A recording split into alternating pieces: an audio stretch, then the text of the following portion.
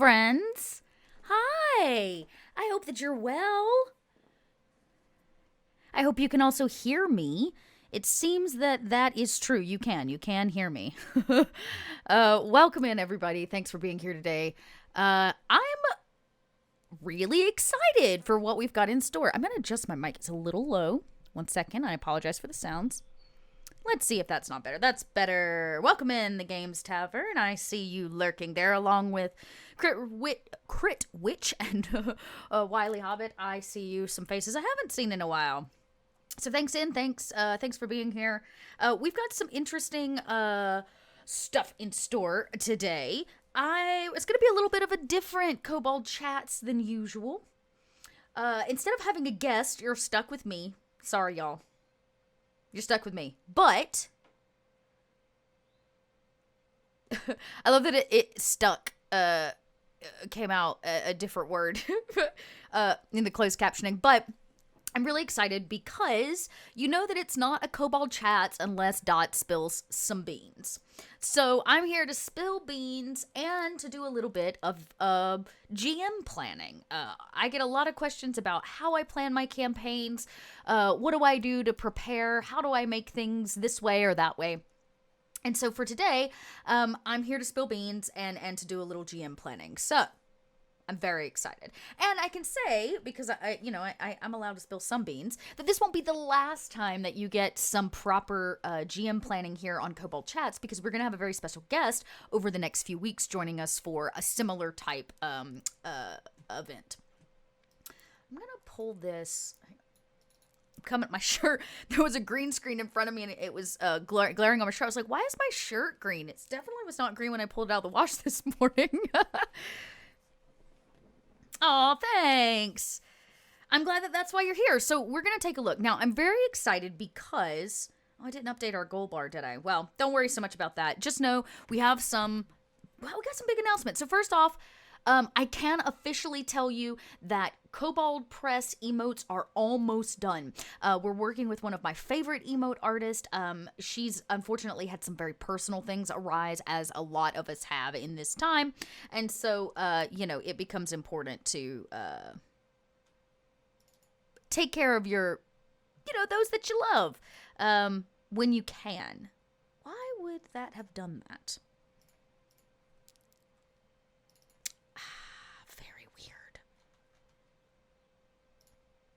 Must be because I resized the screen. Well, my closed captioning went away. Thought I had that solved for all of you. Didn't.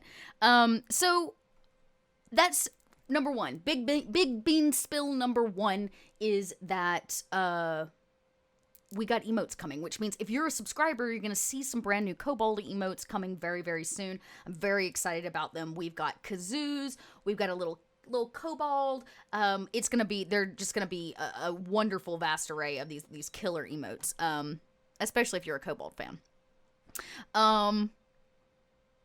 So get those subscriptions in, and remember, you get a free subscription if you're an Amazon Prime customer. So we'll always take that Amazon Prime subscription, because even though it's free for you, we still get money, which is a great way to support Kobold Press and to keep this channel going as we continue to launch more shows. And I've got some really weird things up my sleeve. One of the joys of working for Kobold Press is when I bring weird ideas to the table, rarely do they tell me no, which is how I know I'm in the right place. So some of my weird and obscure ideas may be coming to life sooner than you know. But we are officially closed out for both Into the Southlands and Order Up, which was our adorable 5e City of Zobek, like, foodtastic campaign. That closed out on Monday night. So right now, we're not actually running any actual plays on the channel, but that is going to change very, very soon. In the next couple weeks, you're going to see a few new things launching. I've got some really exciting names at the table, like coming to the table. And I'm getting a chance for the very first time to actually GM a full campaign here on Kobold Press. So I'm not only going to be GMing a little, but a lot, at least for 8 weeks at minimum. And so I started going through, I was like, what do I want to run? I've kind of been planning this pirate adventure, but it's not quite together yet, and I wanted to spend some more love and some more time on that. And so I started thinking a little bit more about what I might be able to do instead. And, you know, I'm a bit of a drama queen. Not really, that's actually not true. I hate drama, but I love drama. And so I wanted a campaign that really contrasted a little bit of what we've had with Into the Southlands and with Order Up. And I wanted to dive deep into those political dramas, the politics of it all. What do politics look like in Midgard? You know, what are the stakes? Where are the hierarchical like scales of how people exist in the world of Midgard? And of course, I was very quickly pointed by the Kobold crew to a module or to a campaign that was kickstarted. I think it was last year. I could be wrong about that. Don't quote me on that. Called Courts of the Shadow Fey.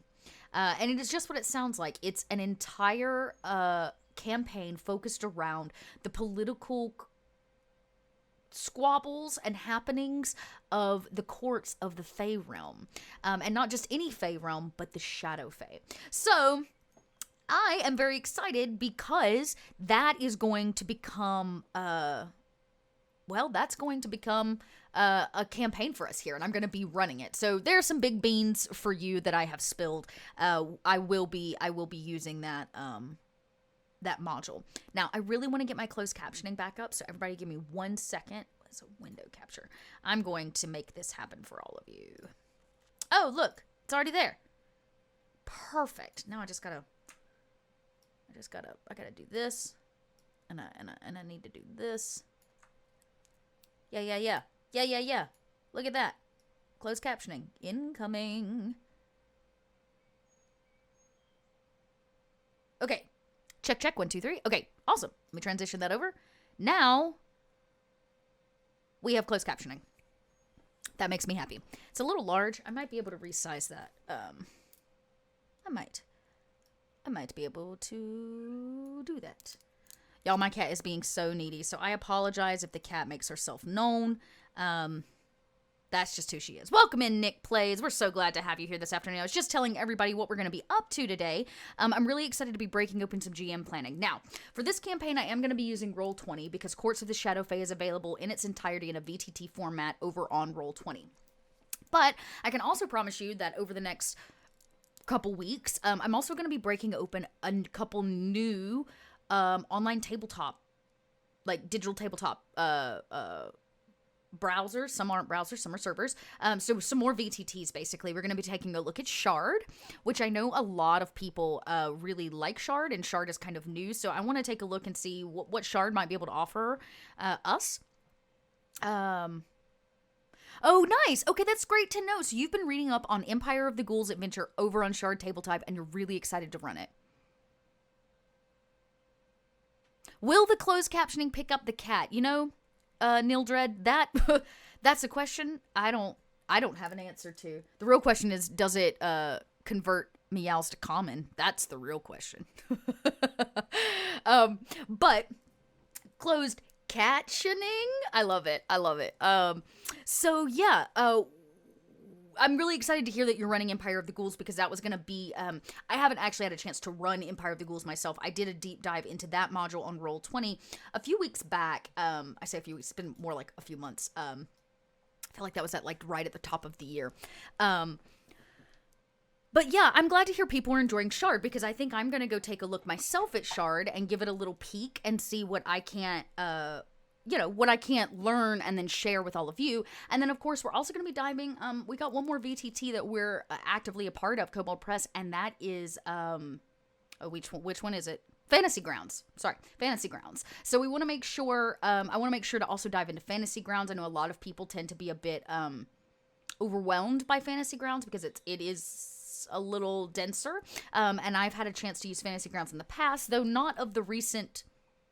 not of the recent present. So we're going to be diving back into that too, because you'll be able to get all of our stuff there.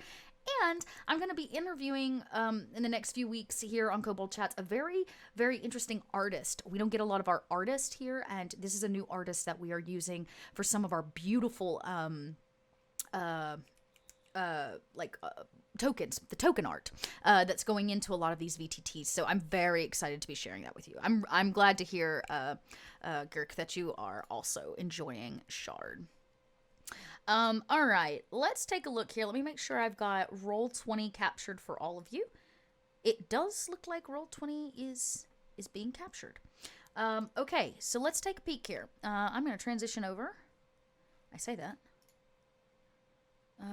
Lock that in place so I can't move it because y'all know I will move it. So strange. Where is... Check, check, 1, 2. So strange. I don't understand why... Oh. I'm just going to re-add my closed captioning to this one too. Don't you love it when you do things right before and then when you go live it never really is still there? That's a whole thing and a whole mood for me today, clearly. Okay. Why are my closed captionings having so many problems? Let's try again. Alright. Let's try again. Here we go. Here we go. Boom sauce. All right. So I got my Roll20 open. Aw, thanks, Musical Ricola. I appreciate that. I've got this one for all of your questions, and I've got this one when I, get excited. I got one for each. Okay. Welcome in, basics of the game. How goes the Forces of Evil? Well, today the Forces of Evil are in full swing. This little DM is very excited to get to run a campaign here for Kobold Press in the next few weeks, and I'm going to be running Courts of Shadow Fey. So for those of you that are into kind of political intrigue and that level of like court-based drama, I'm very excited for this module because sometimes 5e has the tendency to be a bit of a meat grinder, and it's all about combat, but I'm really excited to see what can be worked up inside of 5e that is political intrigue, that is this kind of level of drama. Oh, I'm gonna have to pull my legs up today, y'all. I'm gonna have to sit crisscross applesauce. Okay. So, just taking a look here at the Roll20. So, like I said, I've basically loaded up the entirety of the module, right, or this campaign, and built it from scratch. Now, for those of you, actually, you know what? For those of you that don't know how to do this, this is also part of that process. Like learning a VTT, especially right now more than ever, is huge. But you can see I've built it. But if I wanted to say start from scratch, you can do that by creating a new game. Now, when you load in a module, you have to do it, or when you load in a campaign, you have to do it at the beginning. Once you have started the game, there's no like going back and kind of adding it. Now, you can add a ton of add-ons, and I'll talk to you about what that looks like as well. But you'll be able to come down, like you can see all the things right here. Courts of the Shadow Fey. If I add this, it's going to tell me, it auto prompts for the 5e Roll20 D&D 5e right character sheet, and I can fill this in. And then move on from there. And then I click I'm ready to create the game. When I do that, it will create one of these here for me. Now, the cool thing, and one of the things I love about Roll20 is there's a lot of other add-ons that you can put in this. And actually Kobold Press has a lot of add-ons on Roll20, including, I think my personal favorite is probably the Prepared series, what I call the Prepared series. You can see them here. These are actually one-shots. These are one-shot adventures prepared and ready to go for you. And you can just simply pop them right into the campaign if you need like extra, or let's say that your players take a hard right turn from the module. It happens. And they want to go on a quest on the sea or something, or they want to do an offshoot, or sometimes you just don't always get all your players. So you can kind of pick and choose, but there's all kinds of stuff. That's me typing things in, but you can see how many additional things are here, including patches and add-ons like maps, tokens, layers. This is huge, the underworld layers. So there you go. Just some prepared things. And then those can also be added to the game along with the actual campaign, which is Courts of the Shadow Fey. All right, now I'm going to go back into this game.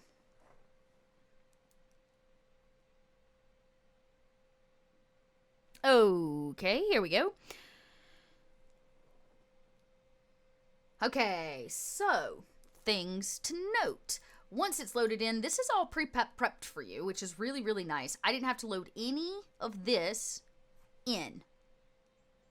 I just have to kind of choose and go, which for all you GMs out there is so handy. There's nothing in the world I despise more than spending all my time on like loading in maps or images when what I really want to be doing is some campaign planning. So you can see it'll even drop the tokens based on the room as they enter. So there's, you know, a lot of cool stuff here. Plus, just look at this map. It even tells you where the PCs start. Love that. Love that. Now I'm going to go ahead and tell you, my PCs probably wouldn't start here. No, they're going to come in the back window or something. Because that's my luck. But here we go. Now, one of the things that really intrigued me when I cracked this open for the first time, and again, you can see everything that's here. Here's the whole adventure, right? Accordion. I'm going to accordion all these down. So here's the start here and the read me first. There is actually a small introduction, a sidebar here from Wolfgang himself regarding this adventure. And I think it's really important to read. One, because this game is about an ism. And a lot of players do not like isms at the table. This campaign, though, is built around the concept of elitism. It just is. The Fey, specifically the elves, are, well, they're elitist. They think that, and for good reason. And that's actually what I really loved about this note from Wolfgang. It was well written, but it also talks about elitism as a level of villainy.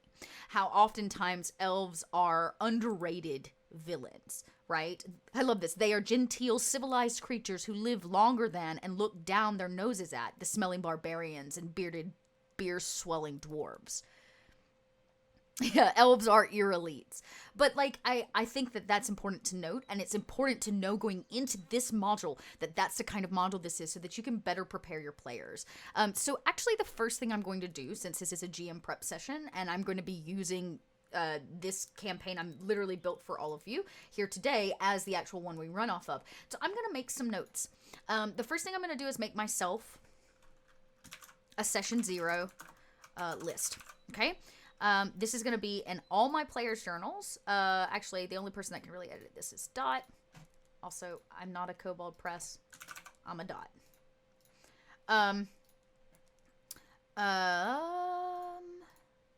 Well, it'll be that for now. So we'll save that.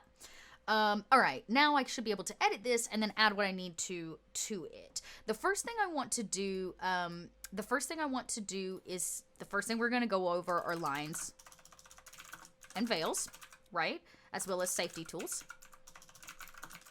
So I never want to forget that. But then I'm going to add down here in this GM note to remind about political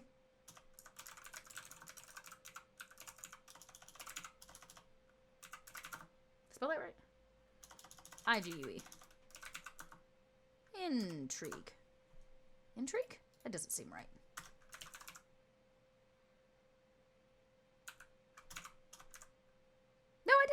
I had it right. Intrigue. Okay. This is a game about political intrigue, and elitism. And elitism. I'm just gonna say that. Right? And elitism. Thank you, Cole. I had it right the first time, and then I looked at it again. I had it right the second time. It just didn't look right. I questioned myself. All right, so lines and veils are the first thing I have to go over and remind them that this is a game about political intrigue and elitism.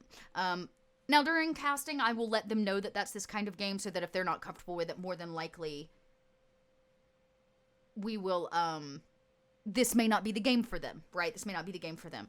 And to recognize that during the character building process, the character, the race that they choose to play, or the kind of character that they choose to play is going to actually put them on a political scale. Now, this is one of the things that I thought most interesting about this campaign and why I really wanted to run it.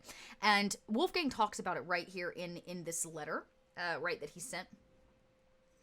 First off, I love Wolfgang. The snootiness drives players apeshit, which makes it a perfect attitude for villains to display.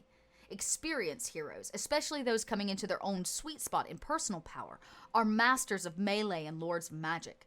Telling them they're not the best at something and then showing them a ladder of status ranks to climb is like throwing red meat to a lion. Which is why I use this idea as part of the framework for a courtly adventure. The character's success is determined not only by exploration and combat, but also by their ability to work the system, earning status and privileges that come along with it. If the likelihood of an invite from the prince is connected to a point system, the result is more effective adventure at the relatively low cost of some record keeping. So there is actually a system in this game. It says it, this adventure puts snobbery and status on a mechanical foundation.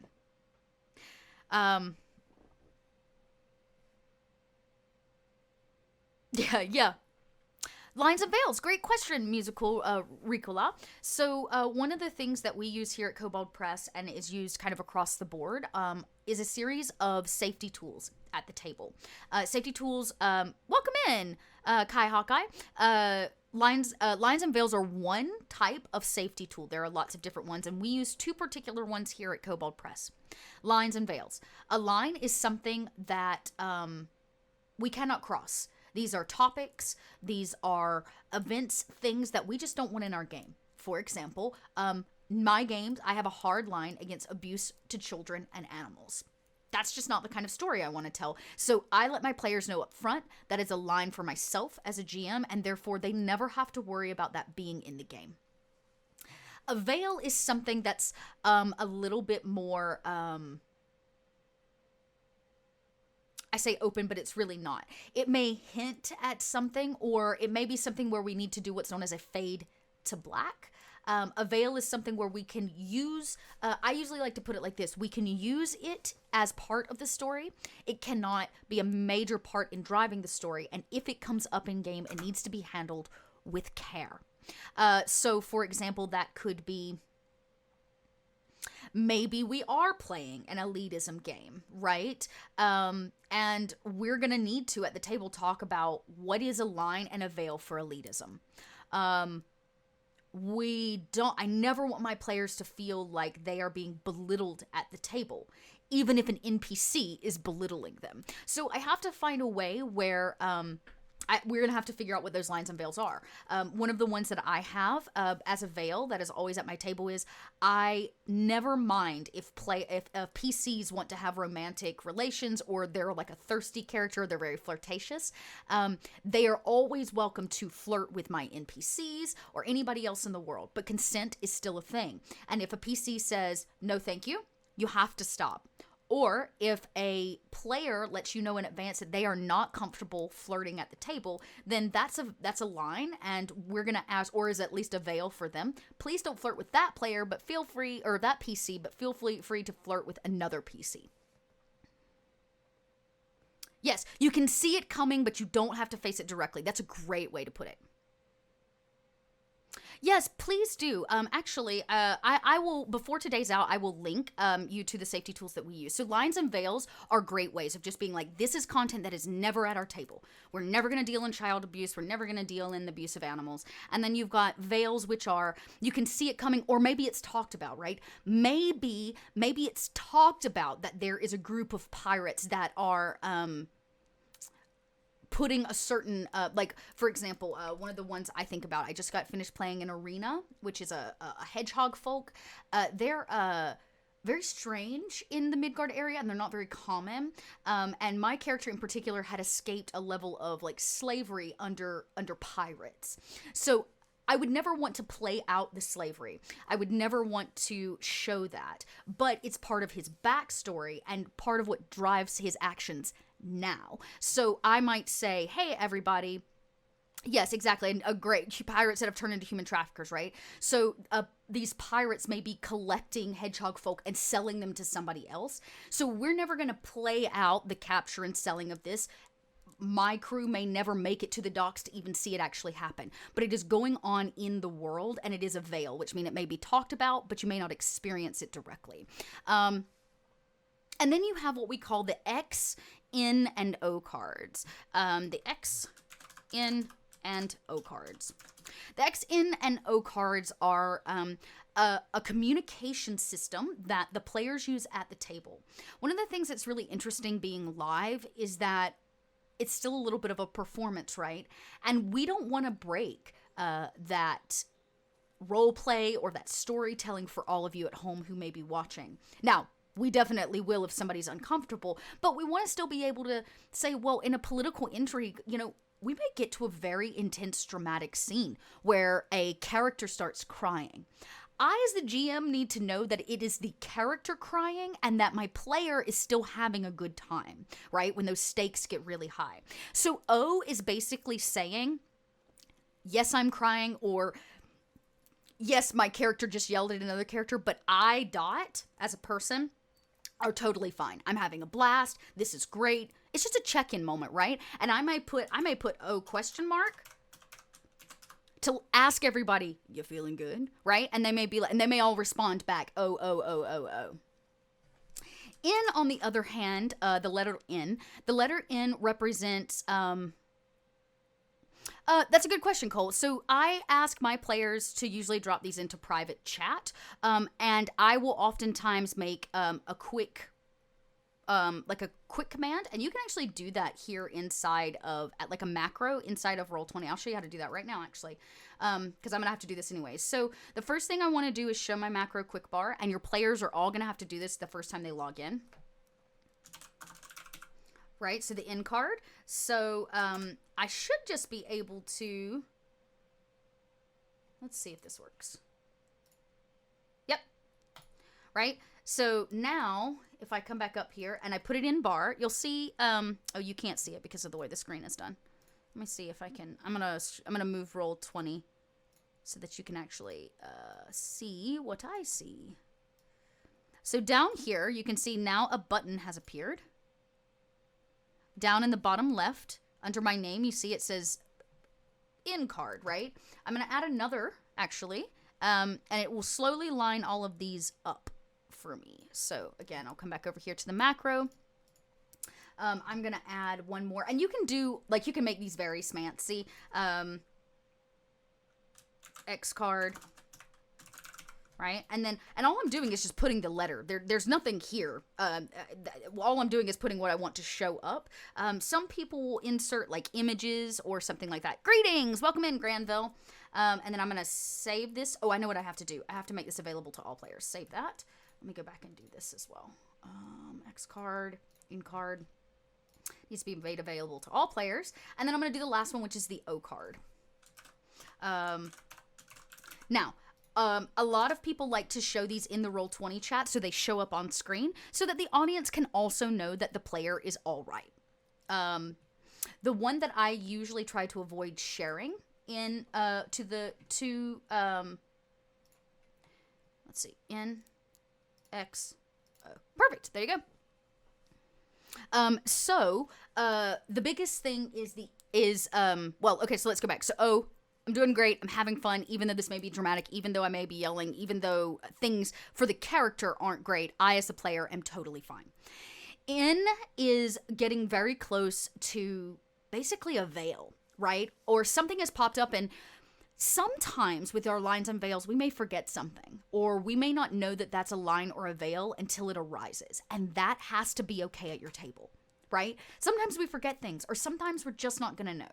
I will make an example of myself because I can do that. I have a reoccurring nightmare that I've had since a child where, and y'all are going to laugh at me, I know you are, everybody always does, where I drive a bus full of people off of a bridge into water. And manifests different ways. Sometimes I'm driving a school bus. Sometimes I'm driving like an extended van. Sometimes it's like a transport bus. But I always feel like the dream is just a thing. And so I have this horrible reoccurring nightmare of driving a bus off of a bridge into the water, killing all these people and drowning.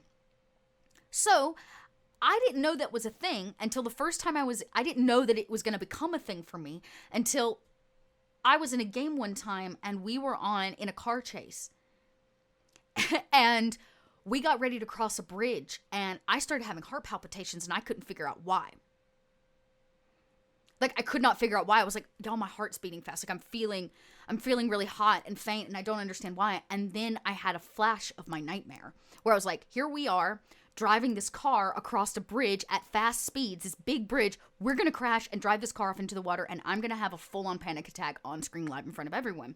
And so I needed to be able to let my GM and my players know that, like, I'm not feeling comfortable at the moment. And not a hard X, like, we've got to cut to black or this is unacceptable. But, like, I needed to be able to let them know that, like, hey, gang, my pulse is racing. My blood is boiling. I'm beginning to feel uncomfortable, and I didn't even know this was going to be a thing.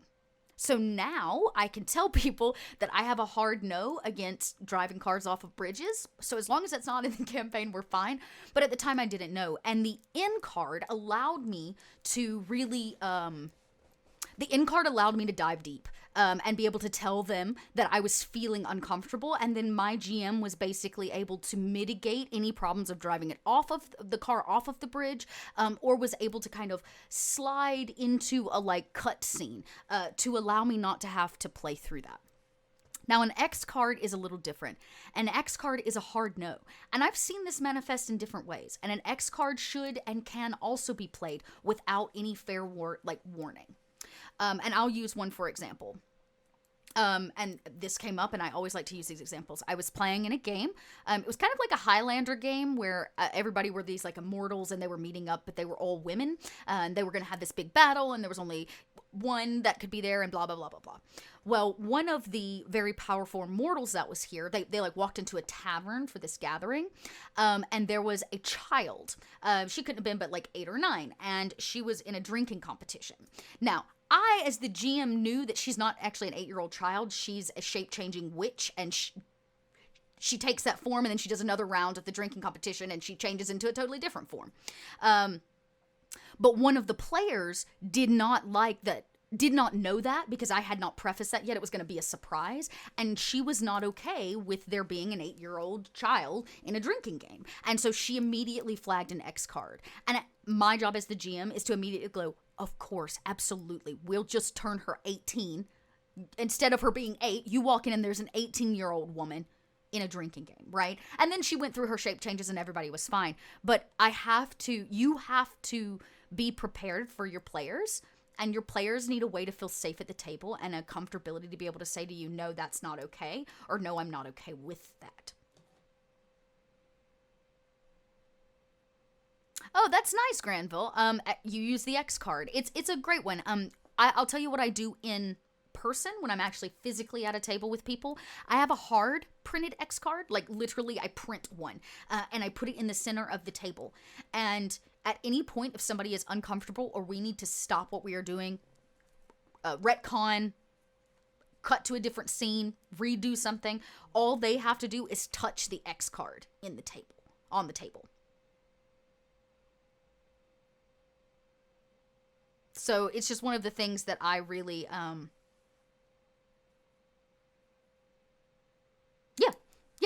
that's what I do. Touch it, and that's all we need. Yeah, see, you need X cards like that, Cole, and you as the GM have to find your humble place, right? Find what I call the humble hole. Find your humble hole. As a GM, we like to come to the table to have everything planned, everything ready to go, and oftentimes this is the story I want to tell. Remember, it's not just your story, it's a collaborative story, and sometimes the decisions that you're going to make may make other people uncomfortable. That may not have been your intent, but if impact is always greater than intent, it is important for you as the GM, the facilitator of this table, to find your humble hole, settle in it, and recognize that if you accidentally make someone uncomfortable, say, I am sorry. If they hit an X card, change it. It can't be so solidified as a GM that it can't be changed for your players. I'm so sorry that happened to you, Cold Drake. So there they are, X, N, and O. So that's what I would go over with my players, right? What I just did with you, we'd go over. We as a group are going to make an anonymous list of lines and veils. I have an anonymous document that everybody can add to. It doesn't mark who puts what down because who said it is not of import, right? It doesn't matter who said it. The only thing that matters is that everybody feels comfortable. And oftentimes you may have the same veil or line as another. I've also started using this new document that I really, really like. I think I'm going to rework it because usually it's supposed to be filled out by each player, and it's got like a list of things, right, that you like check red if it's an absolute line, and then you put like yellow if it's a veil, or green if you're okay with it. Welcome in, Black and Forge. We're really glad to have you here today. Thanks for that follow. Yes, and exactly. And this is where we do things in the session 0. This is going to be number 1 for me. So yeah, and then you just pass this document out. But I think I'm looking at working up a similar document where it's actually shared. Where everybody can come in and, we're glad you found the channel too. I'm doing a little GM planning today. We're actually talking about safety tools in session 0s, and I promise you I'm actually going to get into this module here in just a second. So yeah, very, very important, but it's great for me in Roll20 to just be able to quickly make that session 0 list. It's like, don't forget, don't forget, don't forget. Yep.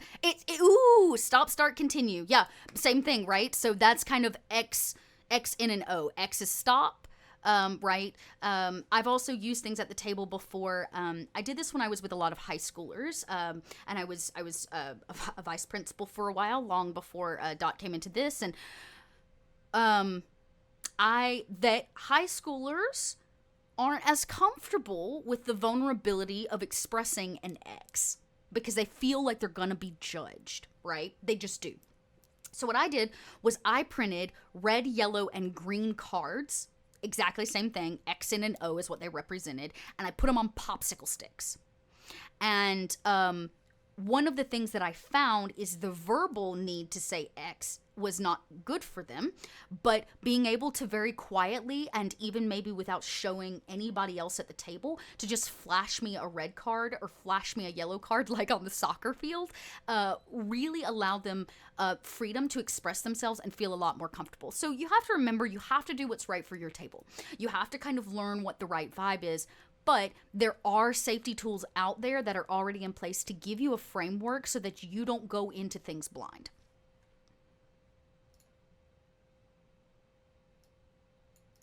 What is the X line? It varies person to person. I'm not sure I understand that question, Cole. For me, an X is no. No. Right? So if a player says X, it has to, whatever it was that was the X for them, that they X'd, has to be removed in its entirety. It needs to be retconned. We need to redo it. Like I said, I had this character who was a witch, and she was a shape changer, and she was posing as an 8-year-old girl in this drinking competition. The one was like, no underage drinking, not an 8-year-old. And immediately I was like, done. She's 18. She is not 8. That never existed. X means no. And if you're following consent rules, right? Another one that's recently come up for me that I've started putting on for me, a big line, is a GM telling me how my character feels. I don't want my DMs ever telling me how my character feels or how they feel when they wear something. As a GM, I have a line. I'm never going to tell your character what they wear or how they feel. And so I expect that kind of in return as well. How many times have I had an X card come up? I made an example just before you walked in, or just before you came into chat. That was a pretty good example. In my lifetime of GMing, which is like on average 1,000 hours a year, something ridiculous like that, I have only had the X card come up a handful of times, right? Because we set the lines and veils early so that we can avoid ever kind of coming across an X card. Really, the X card is there in case we don't know it's a thing. Right? The X card is there to catch those things we may have not known were going to become an issue, or that we could never have seen until we started RPing. Sometimes I've seen an X card come up when 2 characters gotten into an argument, and bleed, what I call bleed, happens at the table, where it stops just being about the character feeling it, and then the player starts to feel it. And one of the players was like, no, I can't have this argument because I'm beginning to feel frustrated with you as a person, and that's not right. That's a very great reason to have an X card. One of the things that can happen, and I've put this, you can't X an X card.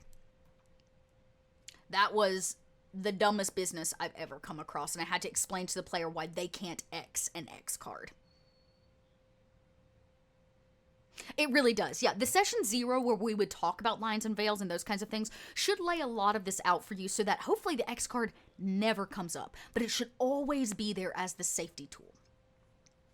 And like I said, I will make sure to actually link the safety tools that I use at my table in the chat at the end of all of this. So I made some notes about our session 0. I was trying to think if there was anything. Oh, yes. There's another note I wanted to remind players that this game is about political intrigue and elitism. There is a system for what did he call it? There's like a system for your political pull, right? Yes, I agree, Kai Hawkeye. That was just I'd never seen that happen before, and this is a player I don't play with anymore, who X'd an X card. Status, thank you. That's even a better word. Even better words. This is why I do this with all of you live. Political status. Oh, I didn't even spell political right. Also, y'all, it is a beautiful, 75 degrees in Atlanta today. It's sunny and breezy and absolutely perfect, and I have all the windows open in my house. So if you hear kids screaming, it's because they're playing on that playset out there. If you hear the birds, it's because they are out and happy it's spring. And I'm sorry if y'all don't like the outside noises, but they're just so wonderful today. All right, let's hop back in. So let's actually take a look at this module.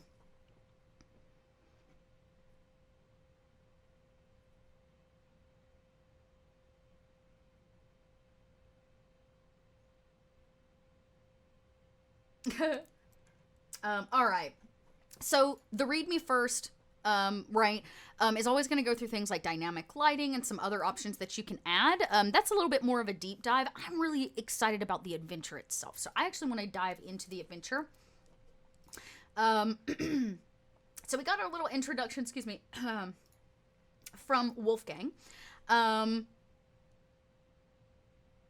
It should be known, too, that Courts of the Shadow Fey was originally written for 4th edition, I believe. May have even had a Pathfinder. So for all of you out there, that's still available. This is the updated version for 5e. All right. So let's take a look here. So I have a little bit of an idea of what this is about, but not at its entirety. My understanding is there's some assassinations attempts that are had against a priest, and that happens inside the city of Zobek. So I'm very excited. I'm going to be just a little time inside of Zobek, right? And the idea is that your players kind of begin to suss this out and realize that there are some strange doings of the Fae in Zobek, who begin to make these demands of the population. They start creating these disruptions, and they try to assert themselves, it says right here, against the capricious and sometimes deadly force used by the Shadow Fey. So, yes, aren't assassinations attempt standard procedure? I'm pretty sure they are.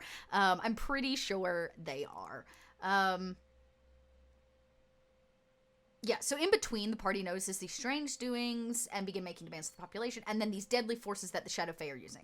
The characters then are invited to visit the Fey's hidden ambassador, who is secretly hoping that the mayhem arising from the Shadow Fey's rule over the city can be avoided, although he is much too loyal to say anything too clearly.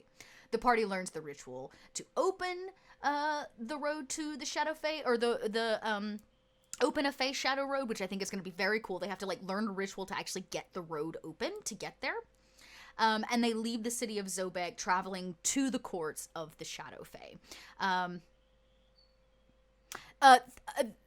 That would be great. And that's actually what I'm going to link at the end, Wiley. It's actually Kiana Shaw's RP safety tools that I use. And I have that other PDF document I'll plan to link as well. How detailed / complex a story is it necessary for a session 0? Sometimes I go into my session 0 only with the knowledge of what, in this case, I'm going to go into my session 0 knowing what the campaign holds, but I can't really make decisions as a GM until I know what my players are playing. What if all my players decide they all want to play elves? Now I have a literal political Fey drama on my hands, and that's really going to shape how I approach this, where, say, if I end up with a party of, gnomes and dwarves, they're going to be hard-pressed to find the respect they need inside of My web captioner just went kaputs. They're going to find it hard pressed to find the to find the support they need, or to find the respect they need inside of the Fey courts. Now, if they're a hodgepodge of things, well, that could be interesting. It's true. All of our minds think I promise. I'm going to send a bunch of links at the end of this because it'll be easier for me to go find them then for all of you. So, part of this for the characters is figuring out what's going on in Zobek, talking to their hidden ambassador inside of the city, who doesn't really give them what they need, but just enough for them to be able to learn the ritual to open a Fey Shadow Road, and leave the city of Zobek, traveling to the courts of the Shadow Fey. Anytime there's travel, it looks like there's going to be some hostile encounters on the road. The party arrives at the courts of the Shadow Fey realm only to find them apparently abandoned. Now, if you've ever seen me GM, there's nothing in the world that I love more than a good surprise. That I don't even want to call it a twist. I'm not really good at twists. Just cliffhangers, the things that they don't see coming. I love those moments. So it looks like the party is going to put quite a lot of effort into figuring out what's going on in Zobek, opening this road to the Shadow Road, figuring out these encounters, and then going all the way to the Shadow Realm to get there and find that supposedly this whole court is abandoned. I love monkey wrenches. It is true. One of the other things I'm going to be bringing to this campaign that we've not quite started on Kobold Press, but I hope to continue, and I do it in a lot of other places, are something that I call the corruption bars. I think for this game I'm going to call it the drama bar, but it's basically a donation bar that when everybody works together to fill, and when it fills, drama will ensue. Maybe I'll enter a new character, or maybe one Fey spills wine on another Fey, and an internal court competition begins, or something of the sort. Time to deliver pizzas. Have fun. Be safe out there. Wear your mask. Yes, exactly. Corruption bar. Sometimes they change, but I'm going to call this one the drama bar, and I'm very excited about it. All right, let's see so then they get there and it's abandoned. The characters can investigate, fight some animated guardian constructs, and gradually peel back the layers of illusion that hide the courts from casual trespassers. So they're going to get there, think it's abandoned, and then if they do their homework, they'll find out it's actually not abandoned, it's being hidden from them, which I think is super duper cool. They might speak to goblin servants, visit the stables, and become entangled in matters involving the lower factions of the courts. If the characters amass enough prestige, they are invited to meet more and more nobles, and are eventually allowed out of the lower halls and allowed to mingle with the upper crust. Ha ha! I love my crust upper. As their status improves, the character face new opportunities. They are invited to the Swan Festival held by the courtesans, whose dances and flirtations could prove dangerous. I might have to bring in a character that okay. This is why they should not let me do Kobold chats, because I could sit here and talk to y'all for hours. I may have to bring a character that I played. So when Dot first started streaming online, one of my very first streams that I got invited to, that I didn't have to run because y'all know I'm a DM at heart, that I actually got to play in, was over on Nerd Immersion's channel. And we actually played through, what did we do? We did Princes of the Apocalypse, which actually Kobold Press helped write, for the record. I'm pretty sure they were involved in that. And we played Princes of the Apocalypse, and I played a character called her name was Igni. She is a drow, technically, though I could easily change her for this. And she's specifically a rogue thief. And she's beautiful, and she's a dancer. And instead of stealing things from you when you're not looking, instead she uses her cunning wilds and her dance to distract you while she steals coin right from your pocket.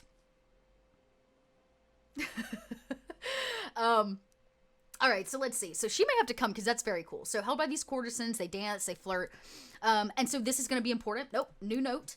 I think I need to add this. I want to make sure.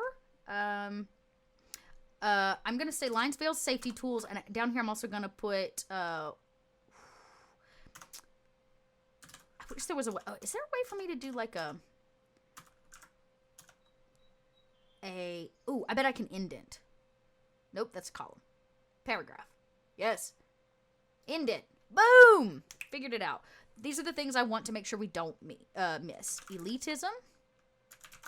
And, what was the other one I just had in my head hole? Oh, yes, flirting.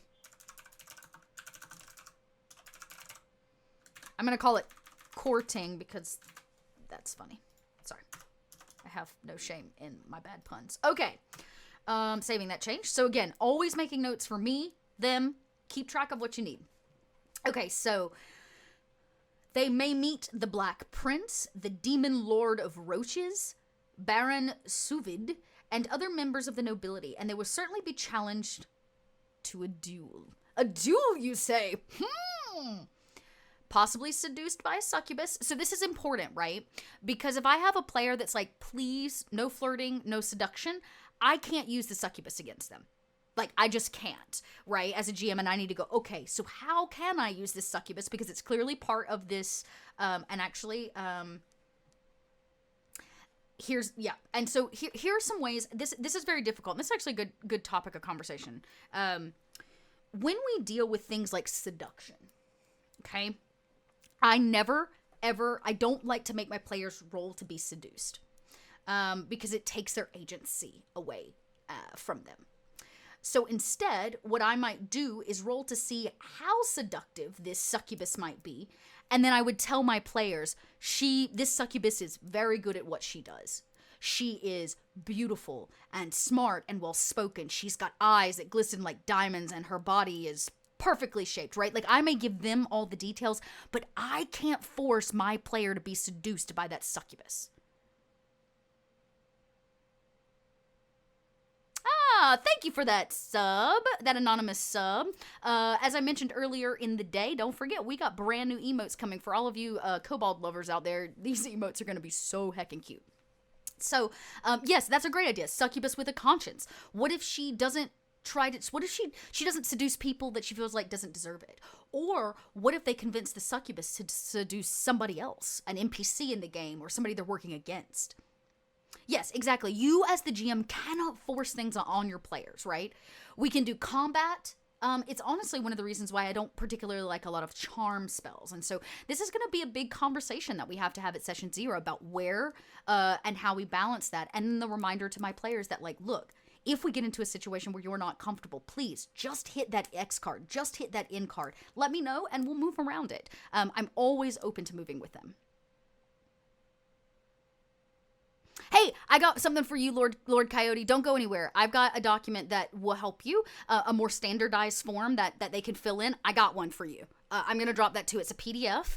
I will drop it for you, and each one can fill it out.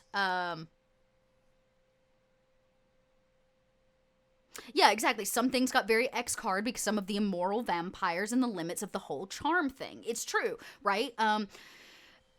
When I'm playing in something, say, like World of Darkness, I know that that's in there, right? Mind control, domination. I'm coming to the table with that expectation, which I think is, again, why when I start casting and I'm asking people, I'm like, things you need to know about this campaign. This is not a ridiculously fun campaign where we get to make food in Zobek. This is a campaign about you trying to mitigate the political mess that is the Fey courts, and that can be real tricky and real horrible. Yeah, absolutely, Lord Coyote. I'll get you that PDF. It's technically formatted where each player fills it out and then sends it back to the GM. I'm actually working on a version that's a shared PDF document because I don't find that system very anonymous. And I know that a lot of people feel more comfortable with their levels of vulnerability if it is anonymous. So one of the things I'm working on is a PDF document that everybody shares. And it has like a red, yellow, green, right? So it'll have the topic. So maybe it's like spiders. And if I go in and start and I'm like, I'm good, I'm green for spiders. Like, spiders don't bother me, right? But the next person comes in and is like, no. They can move that to a yellow or a red, technically. Anybody can move the dots towards red, but nobody can move things back to green, if that makes sense. So you can't come in and go, oh, somebody has a yellow on spiders. I love spiders. And then move it back to green. You can always move it down the line to red, but never back to green. Yeah, like it's like an online poll, Granville. It's like an online poll. It's just done in a PDF document. Ooh, they get an opportunity to hunt down a mythic firebird and be granted a lantern dragonite as a mark of favor. And if they choose, they can pursue the hand of one of the courtesans. Ooh, I feel romance in the future. All this activity raises their status and eventually gets the characters an invitation from the Queen of Night and Magic. Her Majesty Sarasistra?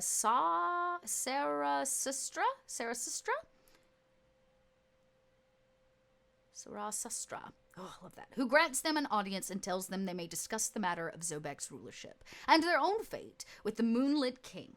They are sent off to find him in the Spiral Maze, where he lives in a tower protected by traps, an ancient eye golem, and shadow beast. Meeting the Moonlit King can be either a diplomatic mission or a combat encounter. Okay, so again, something I love. Not every encounter has to be combat, y'all. One of the things that I find the biggest struggle with 5e is that social combat, we'll call it social combat. Social combat is not as equipped. It's not really built as well for social combat, say, versus something like Fate, which actually has a social combat system. So I think knowing that my players can walk in, meeting the Moonlight King, and can get out of the situation diplomatically or with a combat encounter is super duper important for me.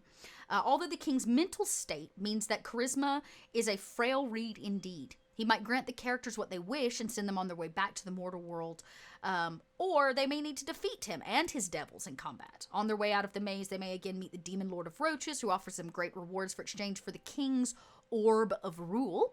The party may decide whether to retain the source of power, trade it to the Demon Lord, or give it to the queen in exchange for riches and a return to the city. No one says that their choices would be easy.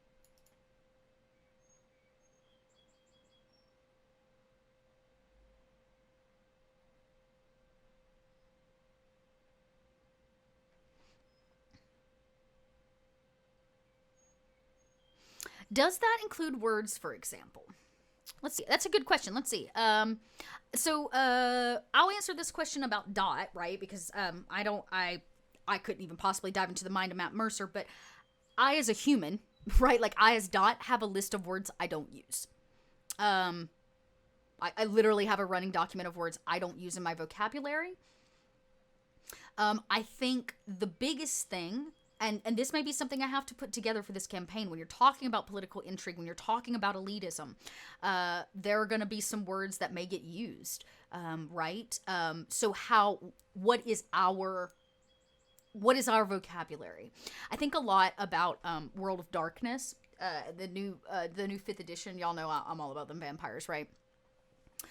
Surprise, political intrigue. But one of the things, there are different kinds of vampire clans, and there are what they call the high clans and the low clans, which is internal vocabulary that should be used by your characters to describe whether or not you are a high clan or a low clan. In fact, I oftentimes correct my players if they choose to use different language than that, because high clan and low clan is what is accepted in the world as a way to say, well, I am of more prestige than you, versus saying or using a terminology that could actually be detrimental. It's like an agreed upon set of vocabulary.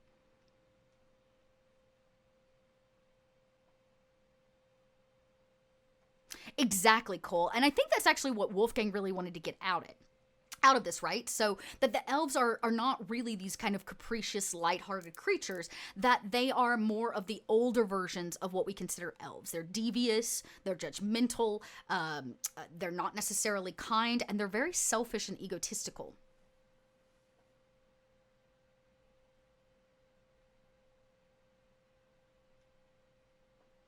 Interesting. Okay, so let's see. We have plenty of RP sometimes, and the entire session is RP, no combat, but I'd like to be more intentional about intrigue, dramatic conflict, and NPC interaction. So intrigue is built when you do not tell people everything.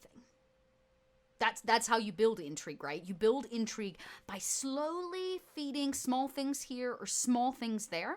And sometimes those things may have to change based on the characters that you play, right? Some characters aren't going to be looking for the intrigue, especially if they have a low intelligence score. But other characters may look for that intrigue, and to build the intrigue properly for them so it consistently rolls out may take time. And dramatic conflict and NPC interaction. So here's something, again, if the system is not set up for social combat, which is kind of what you're talking about, but not necessarily, right? This kind of dramatic conflict with non-violence and those kinds of things. There are ways to set up for success in this. There's always the rule of 2 out of 3 wins. So you might set this up like the Smeagol,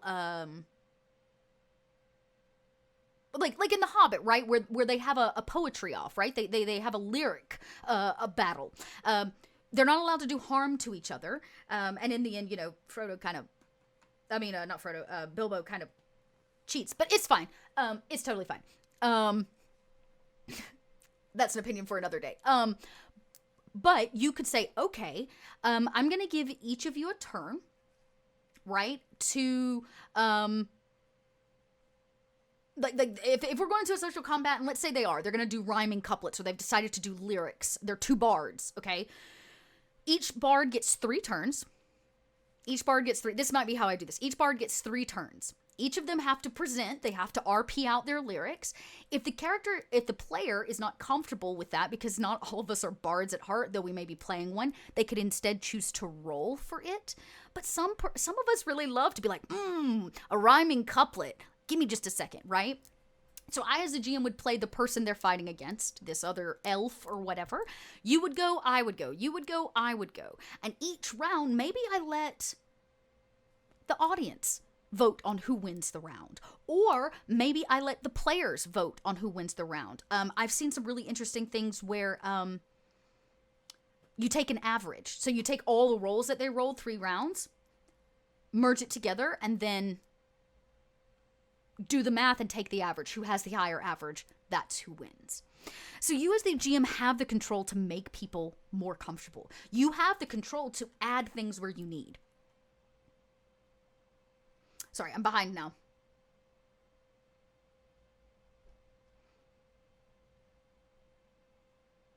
Oh, thanks, Sharp, Chris. I'm actually excited to be running it. I'm very glad you're here, actually, because I'm going to be running through A Courts of the Shadow Fey. We're going to be putting out a campaign 8 to 10 weeks, and so I'm actually starting my GM prep for it.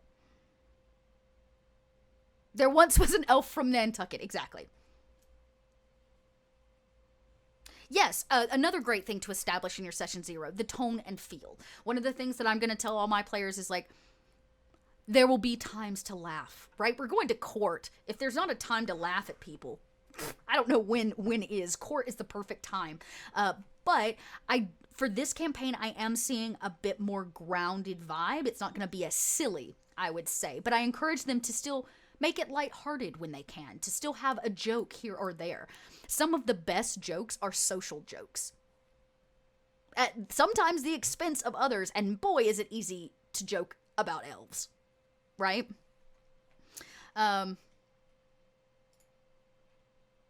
Yes.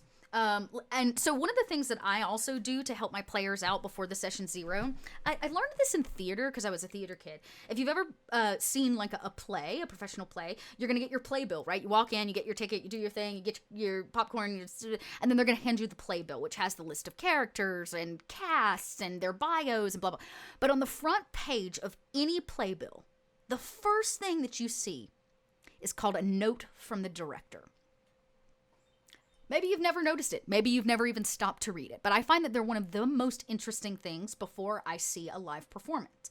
Because that note from the director sets up the tone of the show, where their inspirations came from, what they're hoping to achieve sometimes, the things that surprise them in the process of building this story, what they hope the audience takes away from it.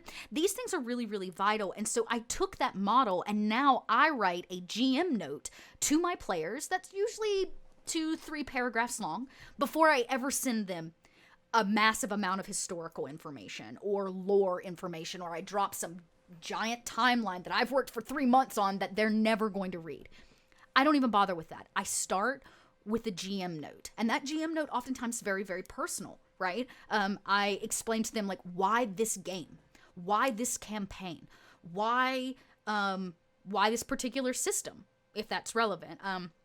I do this for every show that I produce. And so I think about Coriolis. The first time I ran Coriolis, I was so drawn to that show, and it's because I have such a fear of space, of this vast darkness, of what it's like to be these minuscule little dots way up in space, and how could we possibly continue to believe that we have control and can affect our own lives when we are just a blip in the darkness of space. And so that became very important in terms of the themes that I was bringing to the table, of the way I wanted my players to explore the world. I think about the first times I ran the Aliens campaign. My GM note was like basically a fangirl note about how much I love the Aliens franchise, and why I love the Aliens franchise, and how actually human it is, and how it shows the flaws of humanity, and how we are inevitably the masters of our own demise, because we created AI that inevitably saw creation and said, I want to create. And so then they created an alien that inevitably became the weapon that is hunting us and killing us, right? And so it's this beautiful thing, and I wanted to express that to my players. So before you ever give them some massive document with all your lore information and all this world stuff that you've worked on, write a letter in first person as just you, right? Hey gang, I'm really excited about this campaign because.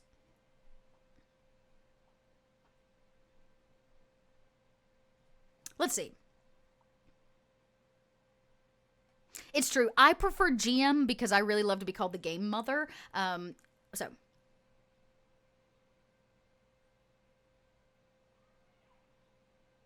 oh, that's beautiful. Okay, so the Shadow Road spell, we were just talking about that, requires a tragedy as a component. They first intended to kill a hag and use that, but one of the players decided to divulge his tragic past instead, which led to a really great RP session.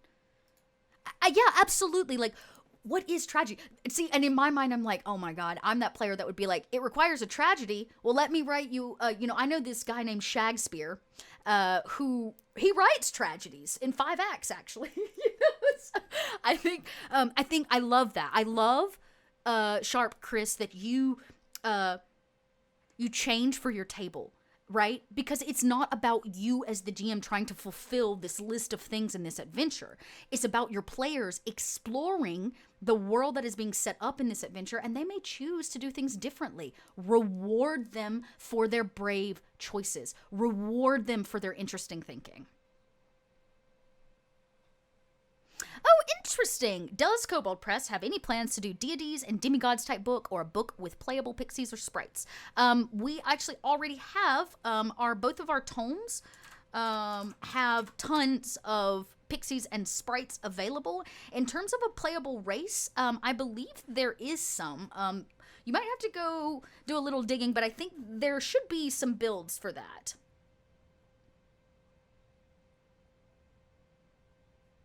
It's true, Trooper.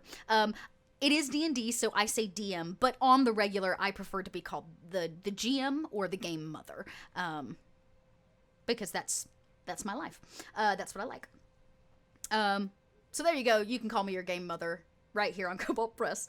Okay, so what I'm hearing is basically the arch of this adventure is that they're going to realize something weird is going on. They've got to find a way to create a shadow road to get to the shadow realm. When they get there, they think that everybody is gone, that the courts are unestablished or missing or deserted, but that's not true. It's all an illusion. And depending on the choices they make, they'll start to unravel more and more things. If all goes well, they get to meet the Queen of Night and Magic, and she's going to ask them,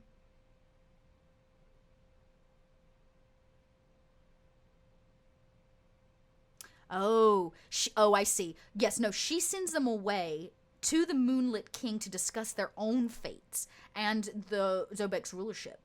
And so then they go through this maze and some other stuff. And then in the end, basically the players have to make a choice. Now, there's one thing Dot loves. I love putting my players in a place to have to make a hard choice, right? Give them choices, but I love it when they have to really choose. You can't have everything. This is not a video game. You can't do all the plot, like, storylines, right? You have to choose. And then hopefully if they kill this king they keep talking about. Yeah, meeting the Moonlit King can either be a diplomatic mission or a combat encounter.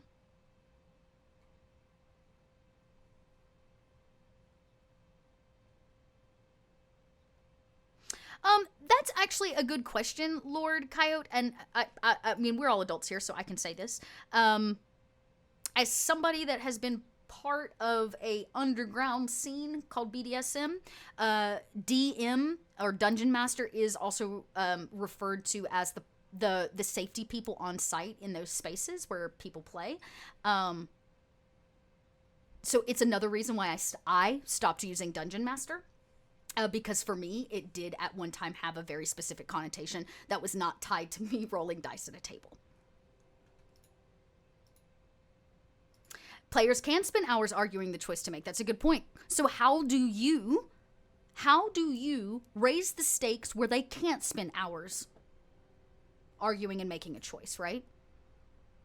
To me, if they're going to spend 2 or 3 hours at a table arguing a choice, the stakes are not high enough for them.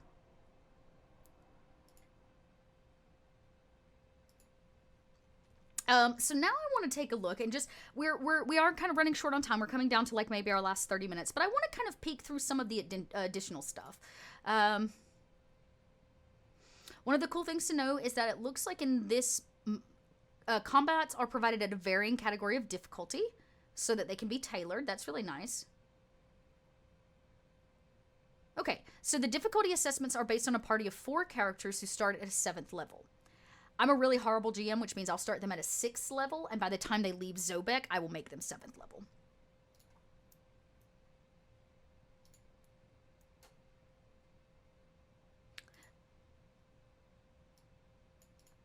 Yeah, oh yeah, DM is absolutely fine, as long as you know, I just prefer something else.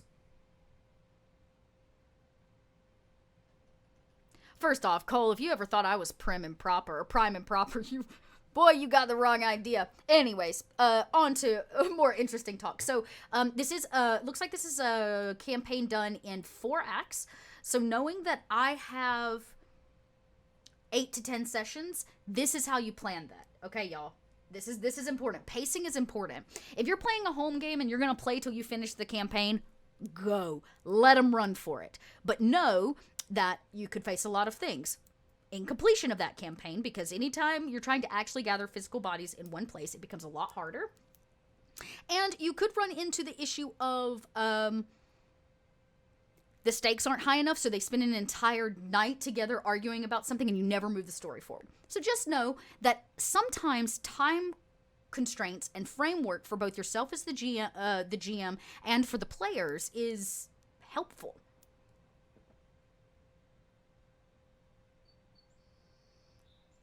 The chapter summary? You mean the introduction piece that I just read? The adventure summary? This one? Oh, or you mean the way it's broken down into acts? Yeah. So I know if they're gonna come in for 8 games, every 2 games I have to finish an act. Which means that they're not going to probably be able to do everything in this module. I just need to go ahead and accept that, right? I'm gonna crawl into my humble hole, and I'm going to be like, okay, Dot, you can't do everything. I'm going to simmer in that. And then we're going to move on. So one of the cool things let's see. So chill in the air. So this is probably all of the, right? So it does break it down into scenes. So this has 7 scenes for Act 1. That means I need to get scenes 1, 2, and 3 probably done. Maybe 4. And set up for it in the first session. And then I've got to turn around and do 5, 6, and 7 in session 2. And then moving on and moving on.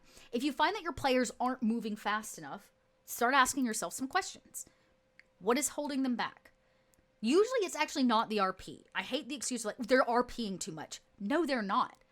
They're not RPing too much. They're just not RPing anything that's actionable. They're not taking any action. That's what you're really trying to say. They're not taking action. So how do you push them to take action? May mean you have to go off script a little bit to get them back on track.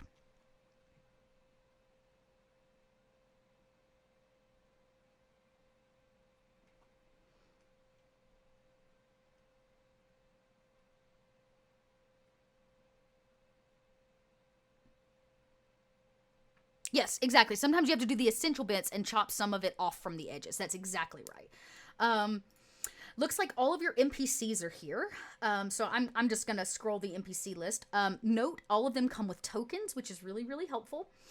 These are already built for you as a GM. There's none of this homework where I've got to go build every freaking character sheet for all my characters. These are rollable. I can literally just hit strength for this Chamberlain here, and it rolls it right there in chat for me. I could hit Great Club. Great Club attack rolled, right? I don't think it rolls my damage, but that's okay. So, important. Very, very easy and already set up for you. You just can't go wrong with that. Plus, it's always nice because the art, first off, y'all know I love me some Kobold Press art. It's one of my favorite things about it. So you can actually show this art to the players, right? By hitting that button before you get there. It is a long list of NPCs. And I can probably guess why. It's probably a long list because you were going to court, right? If you're going to have a lot of political intrigue, you're going to have a lot of RP and talking, and a lot of information dissemination, as I call it. And so you're going to have people for them to talk to, right? And it's important that you have a variety of NPCs. I'll go ahead and tell you probably a third of these NPCs, they'll never meet, or they'll never get to talk to, just based on the amount of time that we have for this campaign specifically. And then you have, of course, all the monsters that you could possibly, like, come across, right? And again, this is the exhausted list. I can't imagine that we're going to actually... Look, you thought the NPC list was long. Look at the freaking monster list. Like, wow. Just wowzer. Yeah. There's some really cool things in here, though. I look forward to breaking some of these open. Right? And some of these are like, here's a basic bard. Like, what if they just come across a bard? First off, she's awesome. Amazing. Look at that artwork. Right? And so it comes just kind of pre-prepped for a basic bard. Like, what if you run across a bard? Great question, Sharp Chris. So right now, I do believe there will be more adventure books. There are going to be some more campaign books coming out. You know, Southlands is going to have some campaigns in it because it's 4 books. That one's getting ready to drop. I believe Scarlet Citadel, which has that closed out last year, the Kickstarter, that's coming out, and that's going to have and be a giant campaign. We've had a lot of requests about Zobek. I encourage you, if you don't already own all the Zobek Gazetteers or all the bits and pieces, go grab those, because there's a lot in there where you can make up your own mini adventures. There's a lot of prompts in there for certain things that are like going on in the city. I'm pretty obsessed with Zobek the more and more I read about it, and so I think the Gazetteer is just one of those things. If you are playing inside of Midgard and you're using Zobek a lot, you need the Gazetteer. Plus, it's just a really cool piece for your shelf, as well as it really shows the kind of cool writing style and creative process of Kobold Press, in my opinion.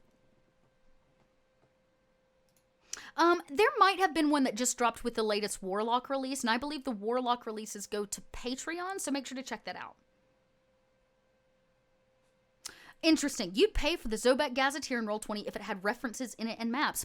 I might have to drop a little bug in somebody's ear for that, basics of the game. That's a great idea. Yeah. So, as we wrap this up, because I don't want to spoil everything for all of you, because you have to come back and watch the campaign when we finally get there.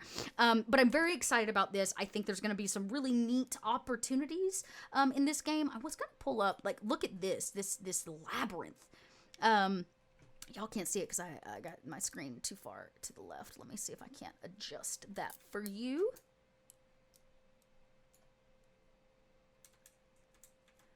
I had the weirdest dream last night. It was so strange. It's kind of haunted me all day. It's been very weird. Okay, here we go. So, you can see this is the spiral labyrinth here. It looks like, if I am correct, I'm going to have to do my dynamic lighting. Right? So, map background. So, you can do all kinds of things with this. it looks like I can reveal certain, right? You can reveal certain areas. Turn on Fog of War, so they can't like see certain things. They won't be able to see it, but now they can. Or maybe I reveal that, now they can't. I know you can barely see it, but anyways, I'm gonna reset my fog. This is gonna be a whole vibe of them having to go through this labyrinth. Another thing that I have become accustomed to with maps is I don't have my players drag a lot of tokens around. Like, usually what I'll do is set everything up, show them certain areas, or be like, they're all over here in this corner, right? Because you can like ping on Roll20, be like, oh, they're all in this room right here. Oops, gotta select mode. All in this room right here, but you're all in this room right here. Because I find that when players spend a lot of time staring at map, they go into strategy mode and they stop the storytelling process because they're way more interested in where their piece is on a board. Which the strategy is only really helpful when you're in direct combat, so.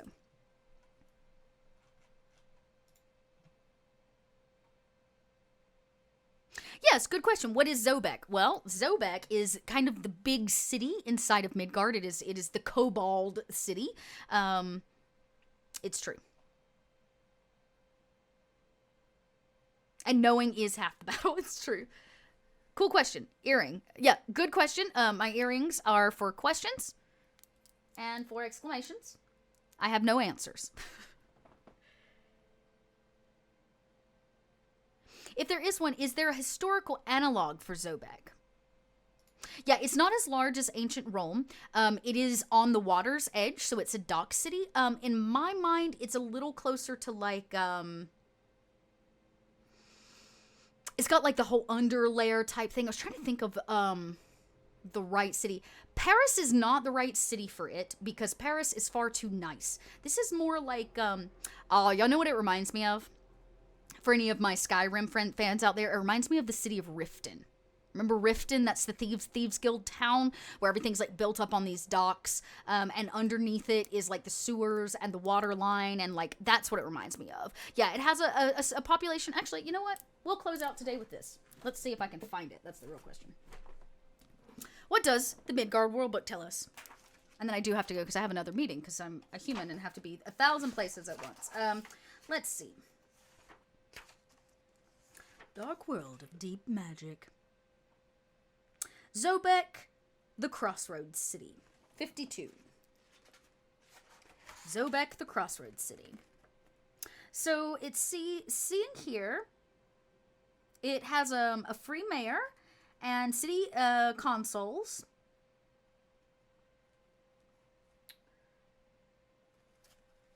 Free city of Zobek. Has a feudal history, explains the city's current freedom-loving citizenry. So it's important to know that by Midgard standards, not all cities in Midgard are free. There is indentured servitude as well as technically slaves. So that's good to know. Zobek is one of those places where that doesn't exist. It was built around the concept of non-slavery.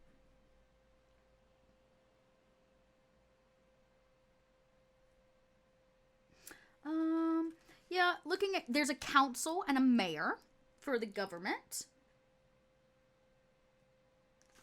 The consuls hold like 5. Oh, look, I got it. Look at this beautiful map.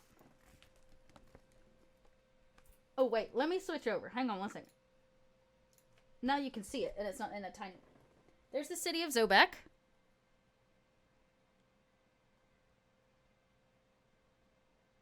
It is pretty large. It is not a small city.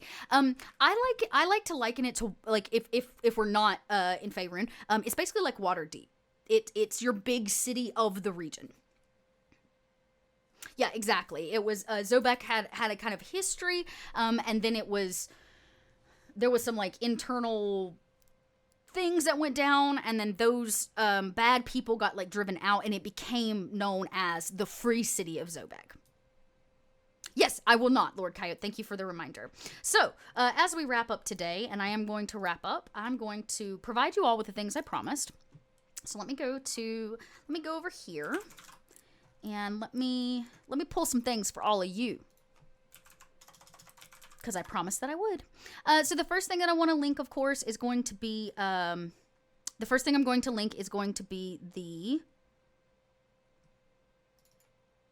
safety tools for all of you, the ones that we use. These are not the only safety tools available to you. These are just the ones that I tend to use and where I tend to start. There's a lot here, including like cards you can physically print and a lot of other things. But I encourage you to figure out what is right for your table, because not using safety tools is not okay. Figure out what is right for you. So here we go. Moving on to safety tools. Where is that? Here we go. Okay, so here's a link for all of you to the safety tools for that. And let me go find that PDF. Correct. Correct. It's also a free city. Anybody that lives in the city is free. Is also part of the vibe that I got, because remember, not all the cities in Midgard are free cities for all folk.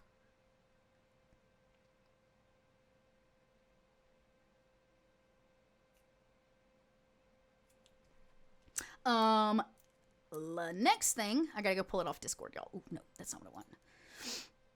Logging in. So, this has been really great. I hope you've enjoyed this. I know I did a lot more talking about the generalizations of DMing versus actually diving into the module, but this won't be the last time we do this kind of planning. Yes, exactly. There's this kind of fallout and leftover political business from the Strauss family, which is actually talked about in the Midgard book. All right, let me find that, because somebody passed it off to me. This is actually a very new document, and man, oh man, I just really loved it. It kind of blew my mind, and how beneficial this was. Now remember, this is a document that each player is supposed to fill out. There it is. There it is. I prefer the process of eventually having like a whole one come together where everybody could like share it. So I'm going to eventually rework this document. I'm actually going to be reworking it for Kobold Press specifically. So just know that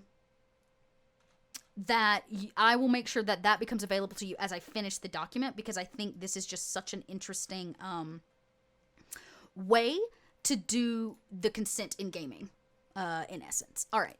I'm actually loading this up to my drive now. Hooray for the toolkit! Welcome in, PH. Maybe you've been there and I just haven't seen you yet. Okay, here we go. Putting this on my drive. Cancel. That's not what I wanted. Just. There we go. As soon as it's uploaded. Let's see where this is at. Find my document, please. There it is. All right, I'm going to link y'all one more item. This is totally open to you. This is a fillable PDF document. Anybody that wants it should be able to access it, use it, and edit it. Feel free, again, this is for your crew to check out and then send back to you. I like autonomy. I mentioned that. So I'm looking for... Why is it being this way? Consent form. I just loaded this up and now I can't find it. Aha! Found it. Get a link. Sharing link. Hopefully that worked. Let's double check y'all can all download that.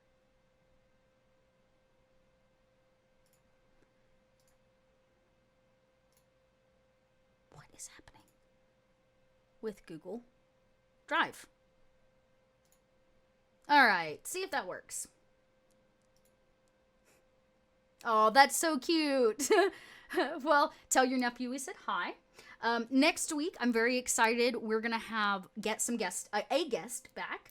I can't entirely say it yet, but I'm very excited. This is somebody that I've watched a lot of their YouTube videos, and he has a great perspective on theater of the mind GMing, and I very much look forward to the next few weeks actually here on Kobold Chats with him, as he and I are going to sit down and he's going to share a lot of his GMing tips with you, the ways he goes about planning things. Oh, that's the same link as the last one. Then let me just say that for whatever reason, Google Drive was not working. Let's try this again. No, I want anybody with this link can view, which means you can also download, right? Sure, copy that link, done. Okay, now let's try this again. Nope, I got you right here. I got you. I have to just go copy it. Try that link. There you go. Another link for all of you. And what I'll plan to do is make these available again next week, because I'm sure that cough, cough, the person I can't say yet, cough, cough, will also, we'll also be able to give you some thoughts around how he uses safety tools at the table, and maybe he uses a totally different version than I do. So, y'all let me know if that last link worked. Thanks, Granville. Did that link work? Did it link you to something different? It should have. Thanks, 12-sided guy. Good. That is what I knew it when you said that, Lord Coyote. I was like, I got a PDF for you. Boy, have I got a PDF for you. So thank you all so much again for joining me today. We're going to call our Kobold Chats chatted to the max for the day. Please make sure to go, if you don't already follow us on social media, we're making the announcement about our guest. He's going to be with us for 4 weeks, kind of for the rest of the month. And we're going to be doing this deep dive into Midgard lore. How do you put lore into your games? What's the difference between running a campaign you bought versus a campaign you plan? We've got so many great topics that we're going to talk about, and this is somebody that I very much look up to, so I'm really excited about it. I think that's all I've got for now. We'll also be announcing some of the cast, as well as the dates for the launch of Courts of the Shadow Fey, and we're going to have another small mini campaign coming up this spring, leading to the Scarlet Citadel drop. That's all I can say about that, but yeah. Thanks for letting me be your game mother for the day. I will see you all at the same Kobold time, same Kobold channel next week. We'll be back here with Kobold Chats and a special guest to continue our dive into DMing and the art of DMing. So yeah, thanks all for sharing your Wednesday with me. And as I like to tell a lot of people, don't do anything I wouldn't do. Except that's bad advice, because I do all kinds of crazy things. Bye, everybody!